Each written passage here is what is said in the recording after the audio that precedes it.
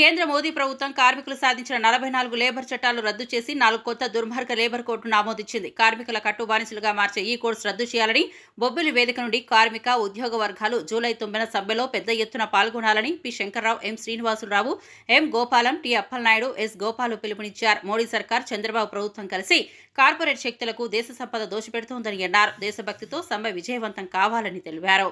ఈ సమ్మె ప్రధాన ఉద్దేశం కేంద్రంలో ఉన్నటువంటి మోడీ ప్రభుత్వం పాత లేబర్ చట్టాన్ని రద్దు చేసి 4 లేబర్ కోడ్లు తెచ్చి యావత్ కార్మిక వర్గాన్ని కట్టుబానిసలుగా మార్చేటువంటి దుర్మార్గమైనటువంటి చట్టాలు అవి.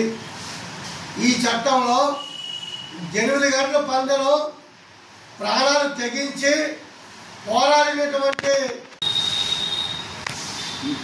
బొబ్బుల్లో కార్మిక సంఘాల ఆధ్వర్యంలో జూలై 9 దేశవ్యాప్త సార్వత్రిక సభలో బొబ్బుల ప్రాంతంలో ఉన్నటువంటి అన్ని రంగాల కార్మికులు, ఉద్యోగులు, ఉపాధ్యాయులు ఈ సమ్మెలో పాల్గొవాలని మొట్టమొదటిసారిగా విజ్ఞప్తి చేస్తున్నాం.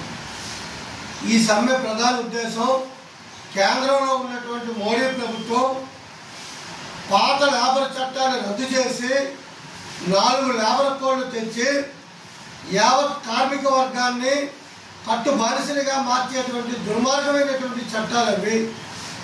ఈ చట్టంలో 8 గంటల పందెలో ప్రాణాలు తెగించి పోరాడినటువంటి